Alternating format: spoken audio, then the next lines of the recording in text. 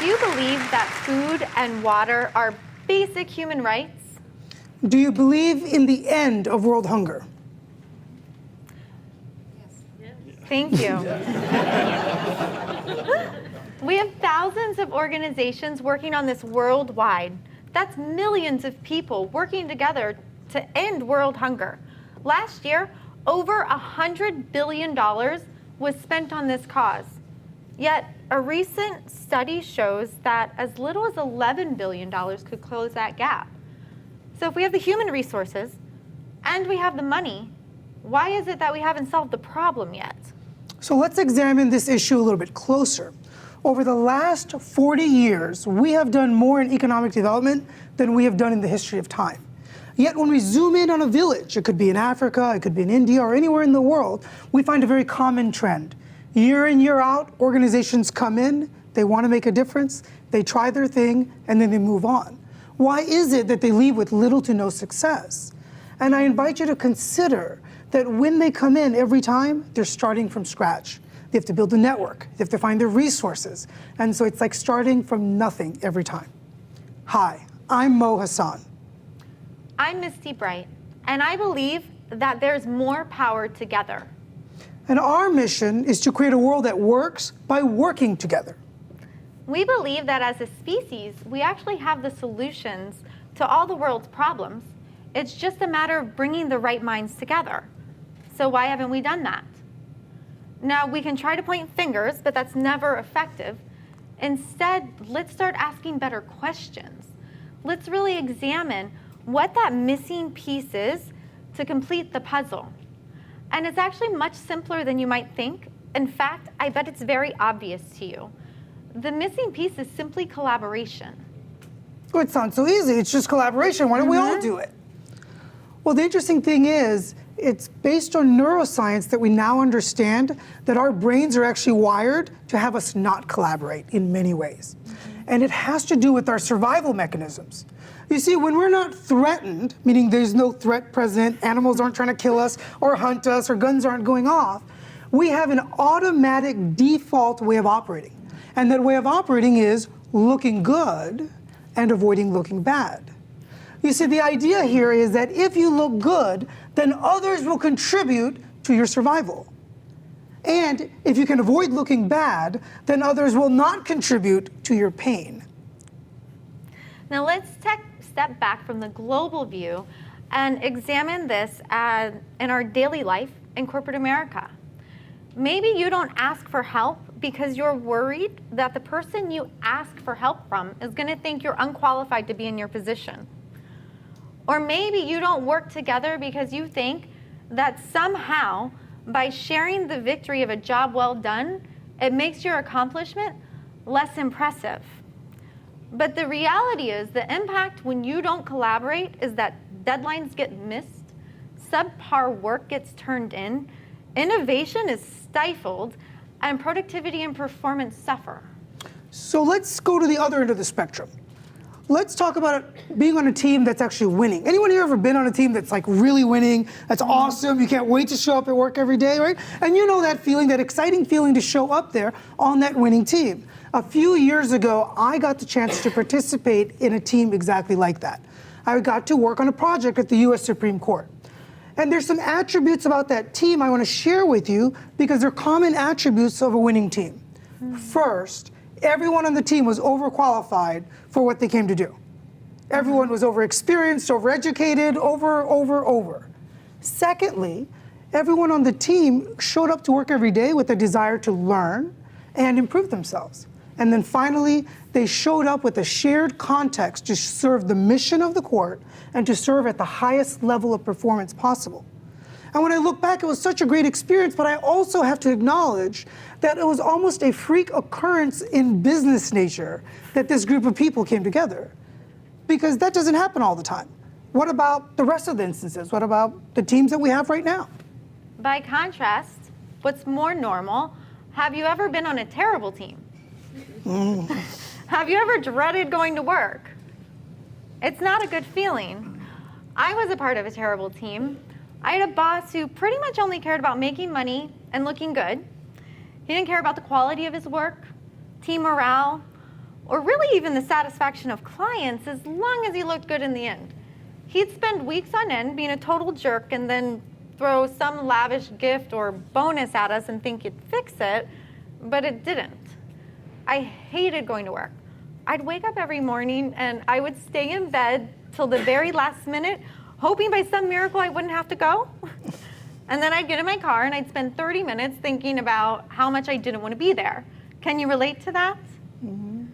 It's pretty common. The sad part is he had the marketing and he had this constant influx of new clients, but he was missing some key factors to really skyrocket his success. Now, before we share some key factors with you, there's something to acknowledge about where we are right now in human history. For a long time, we've believed certain things in business to be true, and research has simply proven otherwise. So let me give you an example. The age-old adage of, do I dangle the carrot or do I use the stick? Well, the stick has been proven to be effective for many, many years, and people use it all around the world, forcing people and teams to move along. However, it turns out that people on the receiving end would rather chase the carrot instead of being beaten with the stick. What's interesting is we used to believe that the carrot always had to be money. And interestingly enough, there's other carrots that are much more powerful. And one of those powerful tools that you can use in business is actually acknowledging people for doing a good job. Well, that sounds easy enough, except we're already at conflict. Really? Yes, Okay. just by acknowledging people for doing a good job. Here's why. We are wired to love acknowledgement, to receive gratitude. We want and crave that stuff. But as soon as we get it, oh, and there's resistance present. Mo, you did an amazing job. Oh, well, Misty, it wasn't really me. It was really Corey and the team. We have Lindsay. We just have awesome people on our team. Just stop. Okay, he's deflecting the acknowledgement right now. Pro tip, don't do that. You earned it, so receive it. I'm going to give you another example of what not to do in acknowledgement. Mo, thank you. You're welcome. Do you notice the failure yet? This one's not quite as obvious. Do you know what I thanked you for? Probably for not tripping on the rug yet and falling on my face. Do you typically do that? No. Okay, good. That's not why I was thanking you. I was thanking you because over these past couple years, you've been a great mentor to me. Here we are giving our first TEDx talk together, and I'm grateful for you being my biggest supporter and teacher. Oh, you're welcome. Now, Mo never would have known that was why I was thanking him unless I told him. So let's take this back to your workplace. Maybe Jane is a super important part of your team. She makes things run smoothly. She makes sure everything gets done. So when you say, thank you, Jane, she might think that you're simply thanking her for picking up the coffee this morning. Is that what you meant? Did you really mean, thank you, Jane, for being an amazing leader in our organization? How would Jane ever know if you didn't tell her? Well, and this confusion around acknowledgement doesn't just end at the workplace. It has an impact on you at home. So let's take Jane and see what happens when she goes home. Do you know anyone that is miserable at their job and it results in their relationships being affected? You guys know anyone? Mm-hmm. Right? This is kind of common. Some of you are laughing like, I got divorced because of that. Right? So it's something that happens a lot and we take it for granted. But the thing is, it's not just about the acknowledgement missing at work. There's also acknowledgement missing at home in the couple, where people aren't acknowledging each other. So let's make sure you acknowledge one another properly. The biggest thing I just mentioned is you have to tell someone what you're acknowledging them for. Now, you've probably heard before, a simple thank you will do, right? Well, it won't. If they don't know what you're acknowledging them for, then it doesn't land. And can you imagine what life would be like if the people in your life felt truly appreciated? Okay, so hold on a second. So we're going to appreciate people and acknowledge them. Mm-hmm. What if it's their stinking job to do it? Well, did they do a good job? Now, there's a good question. Did they do a good job? Did they do a great job? Mm-hmm. Because even if it is your job to do that thing, if you do a great job at it, do you deserve to be acknowledged? Please raise your hand. I do. Why would you deny yourself that gift just for it being your job? So we're going to talk about fully acknowledging people. I already told you you need to tell someone what you're acknowledging them for, but let's take it a step further. Instead of acknowledging them for what they did, acknowledge them for who they are. And I'll show you the difference. Mo, thanks for turning that report in. You're welcome, Misty. That was example 1. Example 2. Mo, thank you for being a dependable member of our team. You deliver and over-deliver, and I'm grateful to have you. Oh, you're welcome. Do you see the difference? Which one do you think was better, 1 or 2? 2. Exactly. This is super simple, and it leaves people feeling fully appreciated. And it's something you can start doing in your personal and professional life right now.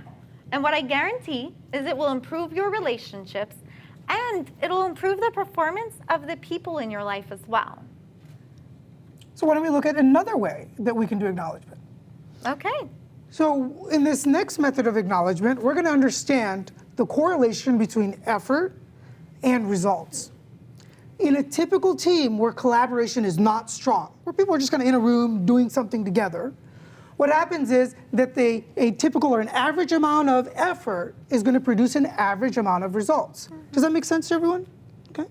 However, when a team is collaborating really well and you're on that winning team, and the same average amount of effort now produces extraordinary results. Would you like to know why? Yes. It's actually quite, oh, thank you, you're the only one that does. It's actually quite simple. You see, when you have a team that isn't collaborating, all you have are the members of the team available. But when I'm on a team, and I'm a part of your team, and I love that team, you don't just get me. You get my entire network. You get every resource that I have available to me. You have all my years of experience, and my entire universe is now available to the entire team. Now we multiply it by the other players in the team, and this is how we can access exponential results. So I have a question for you. Have you ever worked really, really hard and not gotten acknowledged for it? Or maybe that acknowledgement was just a pat on the back and passing in the hallway. We're going to fix that right now. We're going to show you a super simple way to make people feel acknowledged in seconds. And this is the perfect opportunity for you to never miss an opportunity to acknowledge a colleague. And this exercise is known as You're Awesome. Okay? In order for us to do this exercise, and you're all going to do it here in the room with us in a minute, we have to first agree to what it means to being awesome. Is that a fair place to start? Okay. So I'm going to share some attributes, and I'd like you to qualify them and tell me if you think it's an attribute of someone who's awesome or not. Okay? So first attribute is a human being who's present and really listening. Now that's an attribute of being awesome. Would you agree? Okay, perfect. And let's say the next one is that you've got to have someone who's generous and kind and actually cares. What do you think? Good? Okay, awesome. And then the final one is that it's got to be someone who believes in a better tomorrow and is working towards it. Does that qualify someone as being awesome? Okay. Okay, thank you. So now that we have that base level of what is awesome, what do you think? I think we should qualify you. Are you present? Are you still with us? Absolutely. Okay, great. Are you kind and generous? I hope so. And do you want our world to be a better place? Yes. If you said yes, please raise your hand. Now please, keep your hand up, look around the room. These are the awesome people in your life. What I'd like you to do is find someone close to you, look them square in the eyes, and say, you're awesome, and give them a high five. You're awesome.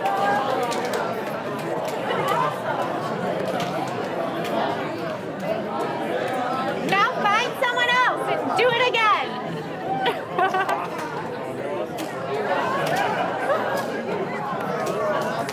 I love it. Fantastic. Thank you.